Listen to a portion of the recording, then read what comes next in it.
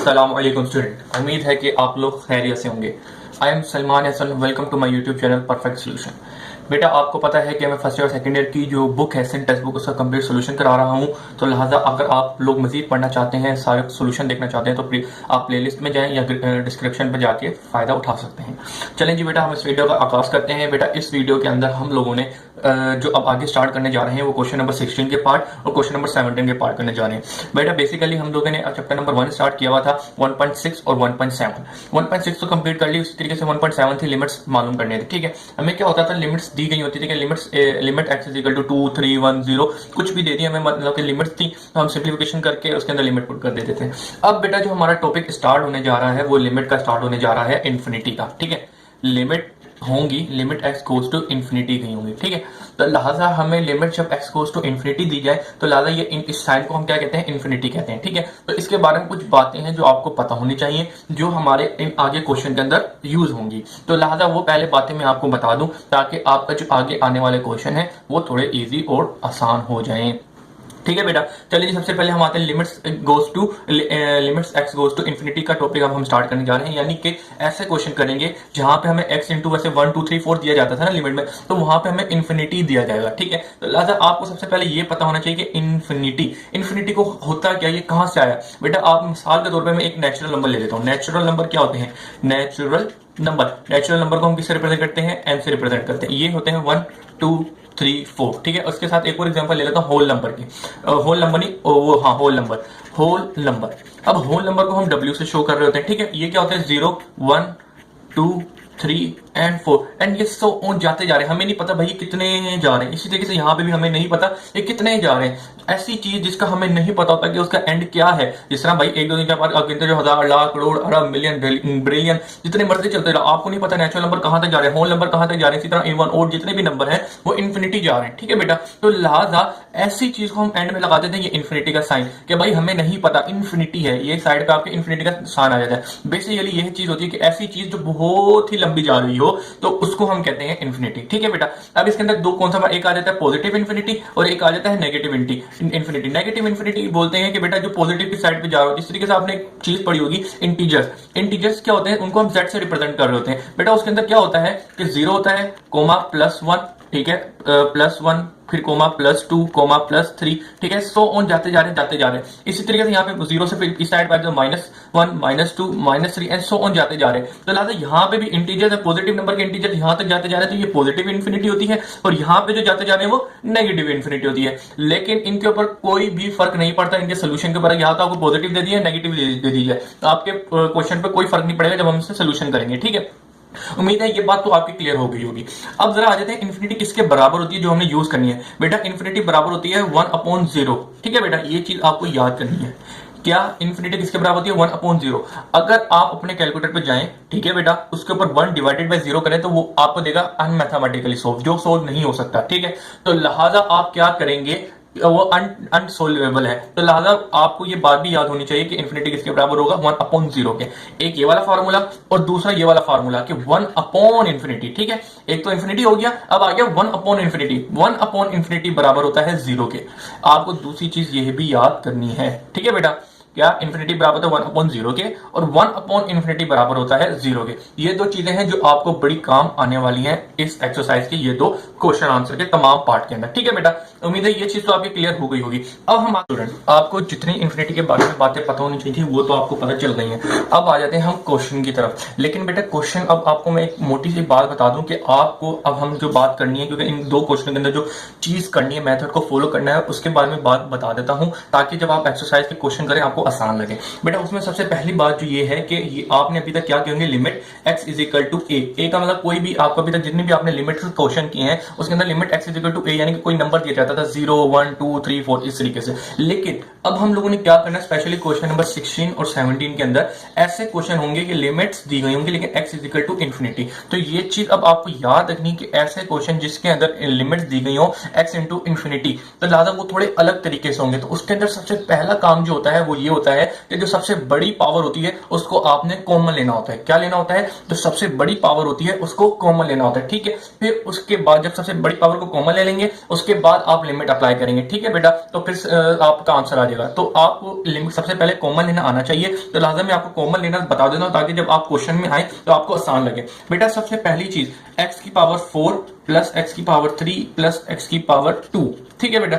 अब एक ये क्वेश्चन दिया मैंने आपको, अब इसके अंदर मैंने बोला x की पावर 2 मुझे कॉमन लेके दिखाएं, तो आप तो बड़े मजे से कॉमन ले लेंगे x की पावर 2। अब जरा ये 4 है, इसमें से 2 कॉमन चले गए, यानी बाहर चले गए, 2 बच गया। प्लस अब जरा यहाँ पे देखें x की पावर 3, अब x की पावर 3 में से 2 बाहर चला गया तो आपके पास अंदर 1 बच गया। 1 लिखो या ना लिखो कोई मसला नहीं, लेकिन मैंने यहाँ पे लिख दिया है। अब जरा देखिएगा x की पावर 2 था, वो जब बाहर चला गया तो यहाँ पे आपके पास क्या बचा? 1 बच गया, ठीक है बेटा। ये तो आपने कॉमन ले लें, निकाल लिया, ये तो बड़ा इजी था सॉल्यूशन। लेकिन अब आते हैं जो आपने इस एक्सरसाइज में क्वेश्चन निकालने कॉमन। बेटा अब ये बात याद रखना कि यही चीज मैंने यहाँ पे लिख ली है, x की पावर 4 प्लस x की पावर 3 प्लस x की पावर 4 x की पावर 2, ठीक है बेटा। x की पावर 2 लिखी, यही क्वेश्चन लिख लिया। अब आपको ये बात याद रखनी है कि आपको जब भी क्वेश्चन के अंदर लिमिट्स के क्वेश्चन में इंफिनिटी आपको x की पावर इंफिनिटी दे दी जाए तो क्वेश्चन के अंदर जो सबसे बड़ी पावर होगी ना उसको कॉमन लेना है। यहाँ पे मैंने क्या किया था, जो सबसे छोटी थी उसको कॉमन लिया था। ये तो ऐसे समझाने के लिए था, मजेदार समझिए, ये ऐसे ही था समझाने के लिए। लेकिन जो अक्सर चीज है वो यहाँ से समझनी आपने क्या कि बेटा लिमिट जब आपको इंफिनिटी दी जाए तो उस क्वेश्चन के अंदर सबसे बड़ी पावर होगी ना उसको आपने कॉमन लेना है। तो जरा मुझे बताइए यहाँ पे सबसे बड़ी पावर क्या थी? x की पावर 4 है ना, तो लिहाजा इसको मैं कॉमन लूंगा। तो आपको पता है जब मैं कॉमन लूंगा तो अब जरा कॉमन ले, x की पावर 4 है तो बेटा इसमें से 4 बाहर चला गया तो आपके पास यहाँ पे 1 बच जाएगा, ठीक है। प्लस अब यहाँ पे x की पावर 3 है तो यहाँ पे अपॉन x आ जाएगा, प्लस 1 अपॉन x की पावर 2 मेरे पास आ गया, ये आपका कॉमन है। अब अक्सर बच्चे कह रहे होंगे कि सर ये कैसे कर लिया आपने, तो बेटा अक्सर बच्चों को ये चीज समझ नहीं आ रही होती, तो इसको एक्सप्लेन करता हूं मैं कुछ तरीके से कॉमन लेना। अब आप बच्चों को कुछ ऐसे होते हैं क्योंकि उनको बड़ी पावर डायरेक्ट कॉमन लेना नहीं आ रही, तो इस जो तरीका इस मेथड को आपने फॉलो करना है, लेकिन ये मेथड आपने रफ वर्क के अंदर करना है और आपने डायरेक्ट लेना है। अब जरा देखिएगा मैंने ये चीज ली, x की पावर 4 प्लस x की पावर 3 प्लस x की पावर 2, ठीक है बेटा। अब आपको पता है कि लिमिट दी हुई है x इक्वल टू इंफिनिटी, तो आपको पता है कि सबसे बड़ी जो पावर होगी उसको मैंने कॉमन लेना है। तो x की पावर 4 लिखा, ठीक है, x की पावर 4, ठीक है। अब जब आप कॉमन निकालना है तो लिहाजा अब आप क्या करेंगे, ये अब आपको मेथड में बता रहा हूं क्या करना है। तो आपने क्या करना है, ये जो मेथड है ये रफ वर्क के अंदर करना है। इसको क्या करना है कि जो चीज कॉमन निकाली है ना वो पूरे क्वेश्चन से डिवाइड कर देना है, ठीक है। तो लिहाजा x की पावर 4 कॉमन निकाली थी, वो मैंने कॉमन निकाली। अब अंदर जितने भी पार्ट है हर किसी से x की पावर 4 को डिवाइड कर दूंगा। x की पावर 4 से डिवाइड कर दी, प्लस x की पावर 3 डिवाइडेड बाय x की पावर 4 प्लस x की पावर 2 इसको डिवाइड कर दूंगा x की पावर 4 से, ठीक है बेटा। ये तरीका है कॉमन लेने का, एक मेथड है, आप इसके तरीके से कर लें, इंशाल्लाह आप प्रैक्टिस करेंगे तो ये आपको डायरेक्ट करना आ जाएगा। वक्त के साथ आपको ये चीज आसान लगेगी।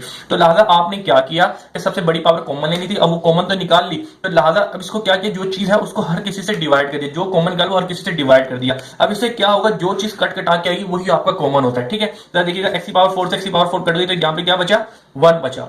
प्लस अब जरा यहाँ पे देखिए x की पावर 3 है और नीचे x की पावर 4 है, तो ऊपर 3 था नीचे 4 था, तो 3 तो कट गया, नीचे फिर कितने बच होंगे x, तो ऊपर 3x था नीचे 4x था, तो 3 तो कट गए होंगे लेकिन 1x बच गया, ठीक है बेटा। अब जरा इसके ऊपर आ जाए, बेटा 2x था और नीचे 4x था, तो 4 में से 2x ऊपर से कट गए तो नीचे आपके पास x 2 बच गया, ठीक है, x की पावर स्क्वायर बच गई। तो जरा बेटा आप लोग देखिएगा, ये मैंने जो कैलकुलेट किया मेरे दिमाग में किया, यानी कि प्रैक्टिस कर करके ये चीज मैंने डायरेक्ट कर ली थी, और इसी तरीके से अब ये चीज को मैंने करके दिखाया कि भाई जो सबसे बड़ी पावर जो कॉमन लेनी होती है वो हर किसी से डिवाइड कर दोगे, तो इस तरीके से करके। तो दोनों के तरीके देखिएगा, कॉमन निकाला है, दोनों का आंसर सेम आया है, ठीक है बेटा। तो लिहाजा आपको एक बात मैं बता दूं कि जब भी क्वेश्चन के अंदर x is equal to in limit जब दी जाएंगे इन्फिनिटी, तो उसमें क्वेश्चन के अंदर जो सबसे बड़ी पावर होगी उसको आपने कॉमन लेना है। जैसे कि यहाँ पे x की पावर 4 कॉमन ली हुई थी, ये तो मैंने डायरेक्ट कर लिया था, लेकिन अक्सर बच्चों को डायरेक्ट कॉमन लेना नहीं आ रहा होगा, तो सबसे आसान तरीका यह है कि जो सबसे बड़ी पावर कॉमन निकाली है वो क्वेश्चन के हर एक पार्ट से आप डिवाइड कर दें। जैसे कि मैंने यहाँ पे x की पावर 4 हर किसी डिवाइड कर दी हर किसी से, क्योंकि वही कॉमन निकाला है। उसके बाद काटा पीटी करके देखिएगा मेरे पास क्या बचा,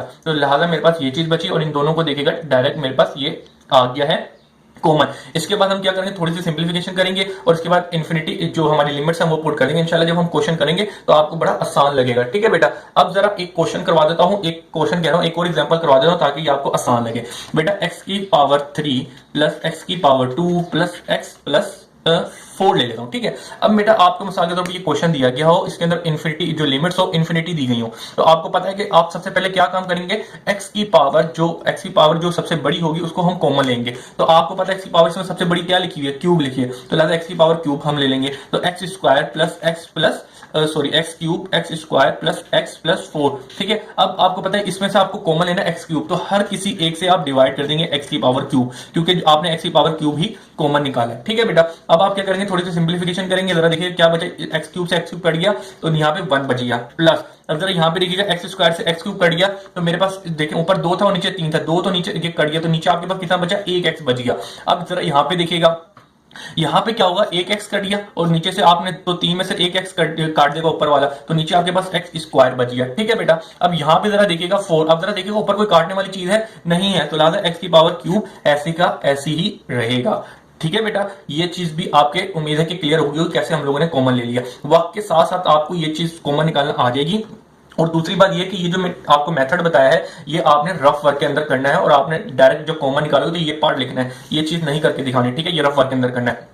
उम्मीद है ये चीज आपकी क्लियर होगी। अब एक फाइनल बात है आपको मैं बता देता हूं इन्फिनिटी के लिहाज से, जो आपने अभी तो चैप्टर नंबर 1 में पढ़नी है, आगे इंशाल्लाह चैप्टर नंबर 2 के अंदर, चैप्टर नंबर 4 के अंदर अक्सर ये जगह पे यूज हो रही है इन्फिनिटी। अब इन्फिनिटी के बारे में एक बड़ी साइंटिफिक लॉजिक है, वो बड़ी खतरनाक बात है कि बेटा इन्फिनिटी एक ऐसी चालाक चीज है कि इसका स्क्वायर लोगे तो इन्फिनिटी आंसर आएगा, इन्फिनिटी का क्यूब लोगे इन्फिनिटी के ऊपर पावर कोई भी हो, ठीक है, मिसाल के तौर पर इन्फिनिटी की पावर n का मतलब कोई भी पावर हो उसका आंसर इन्फिनिटी आएगा। एक बात तो ये हो गई, इन्फिनिटी से कुछ भी मल्टीप्लाई कर दो उसका आंसर इन्फिनिटी ही आएगा। क्यों? क्योंकि इन्फिनिटी बड़ी चालाक चीज होती है, तो लिहाजा इन्फिनिटी से मैं 1000 भी मल्टीप्लाई कर दूंगा यानी 100 भी मल्टीप्लाई कर दूंगा तो मेरे पास इन्फिनिटी ही आंसर आएगा। अब आ जाओ एक और चीज, अब इन्फिनिटी से कुछ भी डिवाइड कर दो आपका आंसर इन्फिनिटी आएगा। तो लिहाजा फिलहाल जो बात निकली वो क्या निकली कि इन्फिनिटी के साथ कुछ भी मल्टीप्लाई करो, डिवाइड करो, पावर करो, स्क्वायर रूट करो, कुछ भी लो, उसका आंसर क्या होगा, इन्फिनिटी का इन्फिनिटी ही आता है। ये चीज इंशाल्लाह जब आगे आप चलेंगे तो आपको